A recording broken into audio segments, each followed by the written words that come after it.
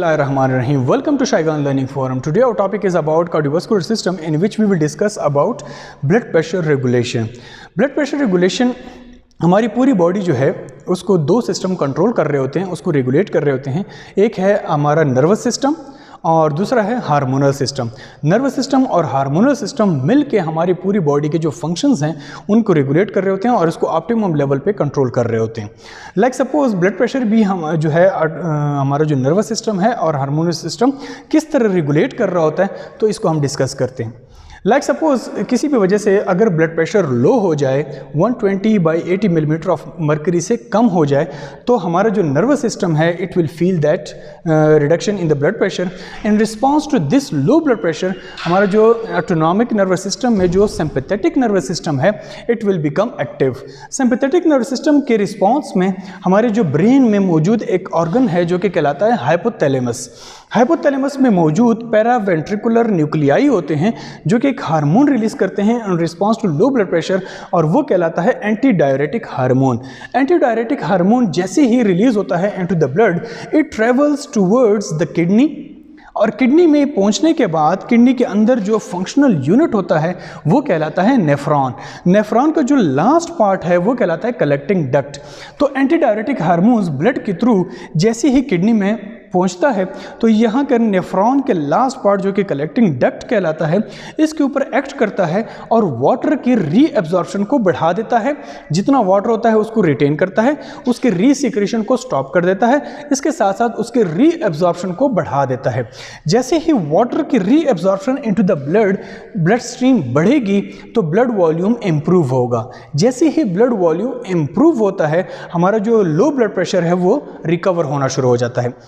साथ साथ इन लो blood pressure response हमारी जो किडनी है वो इस्केमिक कंडीशन को फील कर रही होती है, that become ischemic condition. Ischemic condition के रिस्पॉन्स में हमारी किडनी में मौजूद जो फंक्शनल यूनिट है जो कि नेफ्रॉन कहलाता है, इसके साथ साथ कुछ ब्लड वेसल्स होते हैं। तो नेफ्रॉन के कुछ पार्ट और ब्लड वेसल्स के कुछ पार्ट मिलके कुछ ग्रुप ऑफ सेल्स बनाते हैं जो कि कहलाते हैं जक्स्टाग्लोमेरुलर एपरेटस। जक्स्टाग्लोमेरुलर एपरेटस, ये जक्स्टाग्लोमेरुलर एपरेटस से एक हार्मोन रिलीज होता है in response to low blood pressure और वो कहलाता है रेनिन।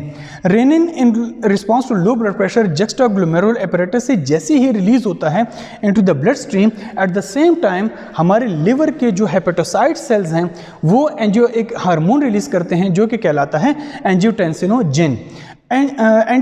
एंजियोटेंसिनोजिन जैसे ही ब्लड में रिलीज होता है, यहाँ से किडनी से रेनिन ब्लड में होता है, तो रेनिन एंजियोटेंसिनोजिन को एंजियोटेंसिन 1 में कन्वर्ट कर देता है।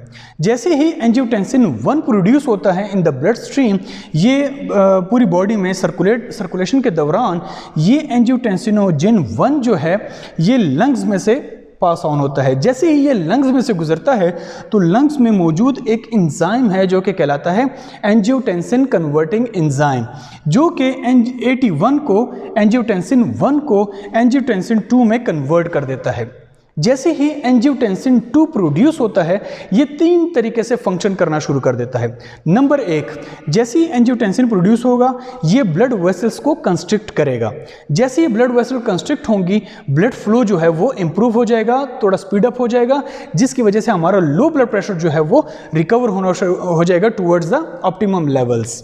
इसके साथ साथ एंजियोटेंसिन 2 जो है ये किडनी पर मौजूद एक ग्लैंड है जिसको कहा जाता है एड्रिनल ग्लैंड्स। एड्रिनल ग्लैंड को स्टिमुलेट करेगा और इन रिस्पॉन्स टू AT2 ये एड्रिनल ग्लैंड एक हार्मोन रिलीज करेगा जो कि कहलाता है एल्डोस्टेरॉन। एल्डोस्टेरॉन जैसे ही प्रोड्यूस होगा ये ब्लड सर्कुलेशन के थ्रू किडनी में से पास ऑन होगा। किडनी में से पहुंच के ये जो कलेक्टिंग डक्ट है, नेफ्रॉन का जो लास्ट पार्ट है कलेक्टिंग डक्ट, यहाँ पर सोडियम की रिटेंशन को प्रोमोट करेगा। जितना सोडियम होगा उसको रिटेन करेगा and it will promotes reabsorption of the sodium into the blood stream. जैसे ही सोडियम की रीएब्जॉर्प्शन होगी into the blood stream, water भी साथ साथ एब्जॉर्ब हो रहा होगा, तो वाटर और सोडियम की reabsorption into the blood stream की वजह से ब्लड का टोटल वॉल्यूम जो है वो इंप्रूव होना शुरू होगा।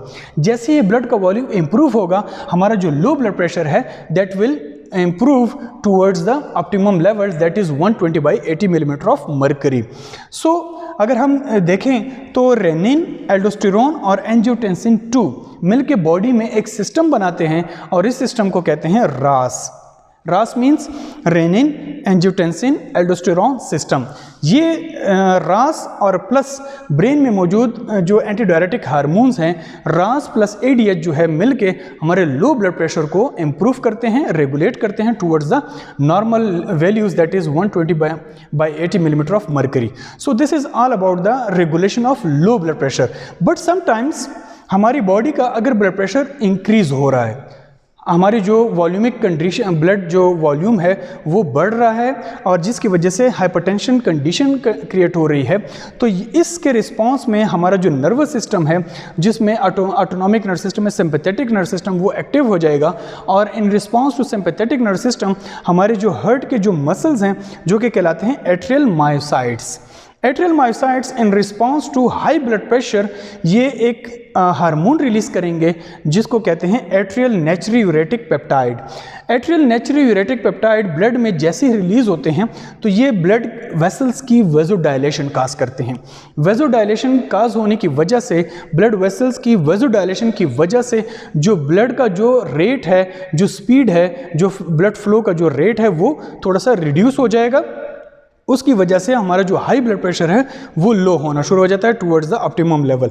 इसके साथ साथ ये एट्रियल नेट्रियूरेटिक पेप्टाइड ब्लड में सर्कुलेशन के दौरान ये किडनी में पहुंचता है और किडनी में मौजूद जो जक्स्ट्राग्लोमेरुलर एपरेटस है उसके ऊपर एक्ट करके जो रिनिन सिक्रीशन है उसको स्टॉप करेगा. जैसे ही रिनिन सिक्रीशन स्टॉप होगी, हमारा जो हाई ब्लड प्रेशर है that will be reduce towards the optimum level of 120/80 millimeter of mercury. So this is how our body regulate high blood pressure and low blood pressure by nervous system and hormonal activity. So thank you so much.